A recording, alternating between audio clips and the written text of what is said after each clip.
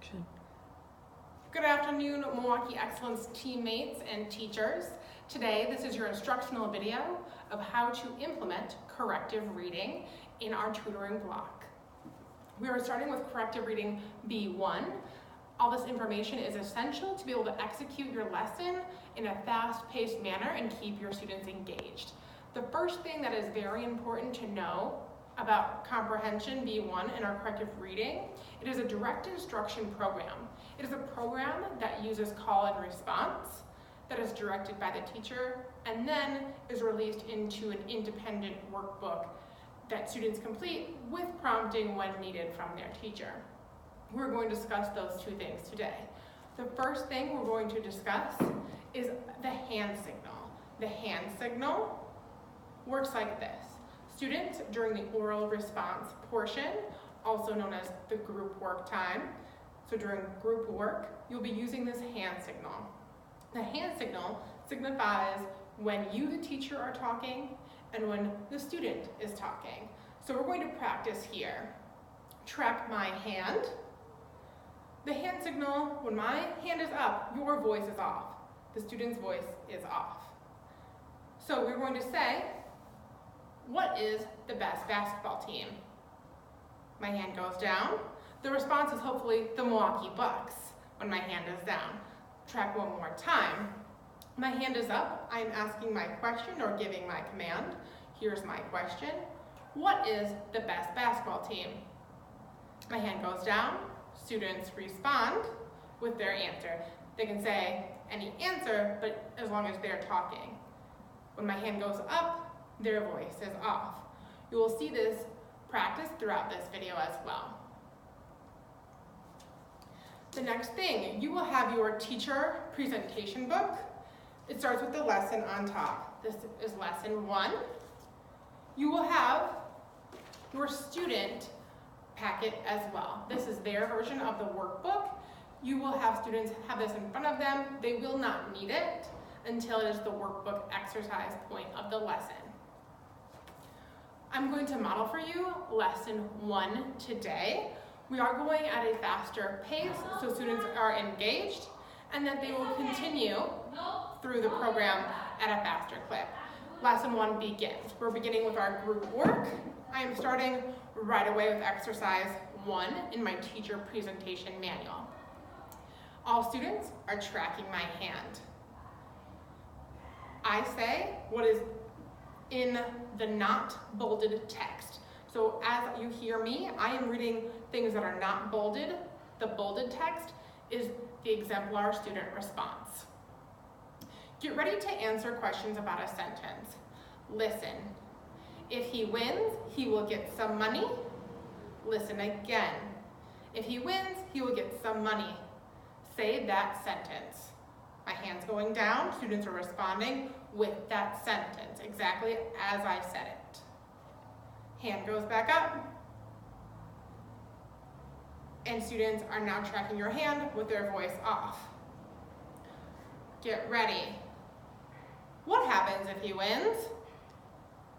He will get some money. What does he have to do to get money? He has to win. Great, you need to hear the student response when your hand goes down. All right, last thing, get ready. What will he get if he wins? He will get some money. Hand is up. Keep on going. That we completed our first exercise task with that inference. Moving on to exercise 2. The students have to listen. Your hand is still up. Keep it up nice and high for students to be able to see that you're ready to give the instruction and they're watching it closely. Here's the rule. Every person has a skull. Say that rule. Every person has a skull. My turn to say a deduction. Listen. Every person has a skull. John is a person. So what do I know about John? John has a skull. Your turn to say the deduction. John has a skull. We're going to say it all together. Every person has a skull. Every person has a skull. John is a person. John is a person. So what else do you know about John? John has a skull. We are done with exercise 2. Moving on to exercise 3, there are definitions. Get ready. Obtain means to get. What does obtain mean? To get. What does obtain mean? To get. Great. Keep listening. The man will obtain a car. Say that sentence. The man will obtain a car. Now say that sentence with a different word for obtain. Get ready. The man will get a car. Great. Moving on to exercise 4. We're going into evidence. Track my hand. You're going to use 2 facts to explain what happened. First fact, it was noon. Say it. It was noon.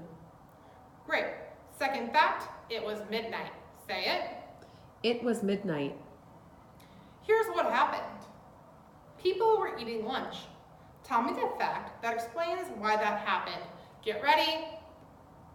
It was noon. Great. Here's what happened. Most people were asleep. You're going to tell me the fact that explains why that happened. Get ready. It was midnight. Yes, it was midnight, so most people were asleep. We're done with exercise 4. Moving on to exercise 5. Parts of speech. All sentences have 2 parts. Make sure all students are tracking your hand. One part names something or someone. The other part tells more. We're going to work on the part that names. In all the sentences I say, the first part names something or someone. Listen. The girl went to the store. Say that sentence. The girl went to the store. The part that names is the girl. Listen to the sentence again. The girl went to the store. Say the part that names. The girl. New sentence. The tall girl went to the store. Say the whole sentence. The tall girl went to the store. Great. Say the part that names. The tall girl. Last one.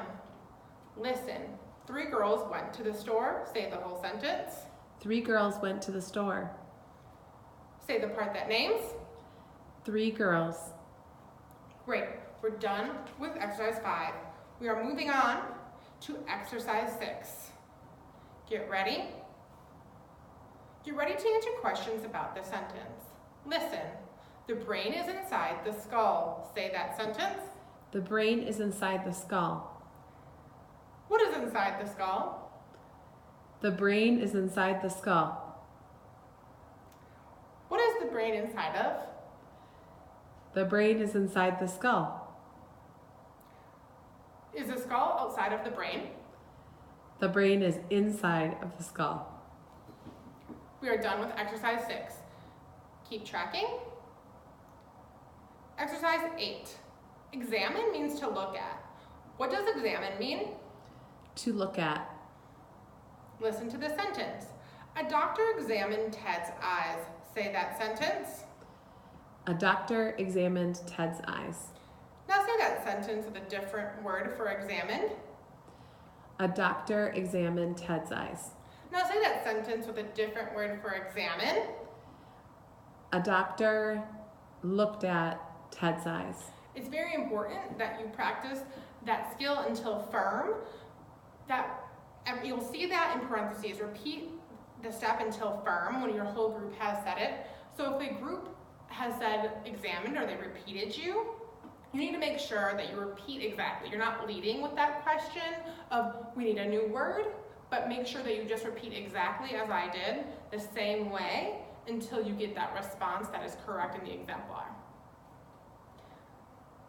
Listen, that mechanic will look at this car. Say the sentence. That mechanic will look at this car. Now say that sentence with a different word for look at. That mechanic will examine this car. Great. Moving on. We're moving on to our workbook. Your hand goes down. All students will have lesson 1 or the lesson that you are on in front of them. In this particular lesson, there is a prompted section. So the parts of the body is a prompted section, and then we'll move on to section 2. I will show you as I go along. You also, in your teacher presentation, you will be using the prompts as you need them. It says workbook exercises, and we're prompting through the tasks. They're now called tasks on the workbook. Task A, we're going to begin there. We're going to learn, all students track your paper, put your finger on task A. All students' fingers are on task A. Get ready. We're going to learn about different body systems. A body system is a group of body parts that work together. The first system we're going to learn about is the skeletal system. Put your finger around the body of the skeletal system. Touch the word skull. Great, all fingers are on skull. Touch the word ribs. Great. Everyone's got fingers on ribs. Touch the word spine. Great. All fingers are on spine.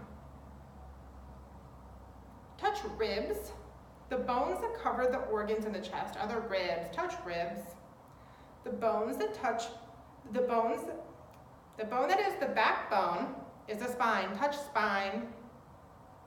Great. The skull is the bone that covers the brain. Touch brain. Touch skull. Touch skull.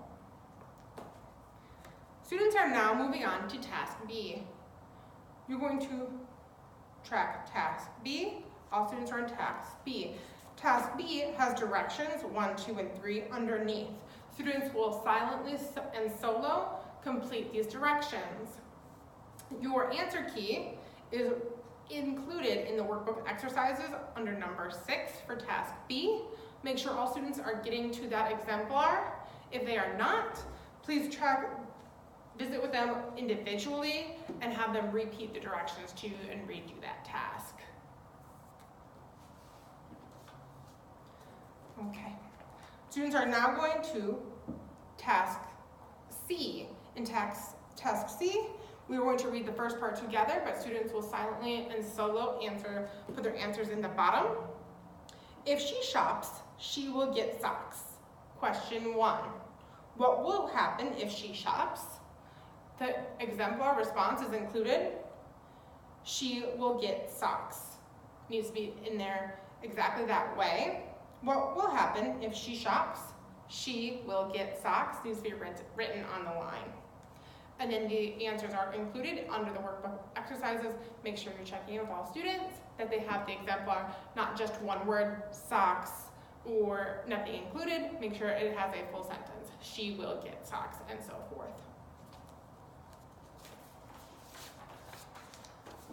The last part of lesson 1 is a written story. This written story is halfway prompted to begin students for the first time. They will see this type of writing more than once. So this writing calls for, write a story about the picture of Robin and his turtle. Bert, your story should tell what happened before the picture, what happened in the picture, and what happened after the picture.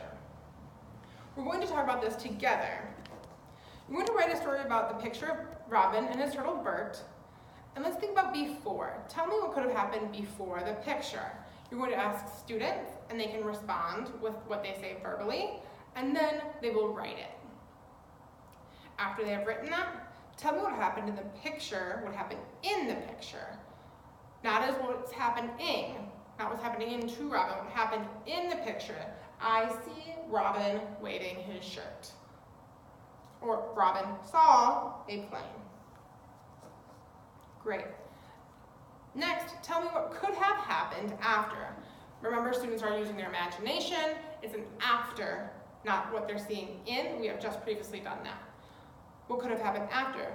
The pilot saw Robin waving his shirt. The pilot landed the plane.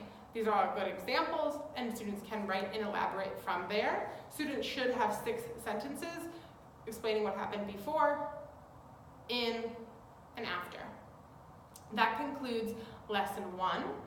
of Corrective Reading Comprehension B1. You are going to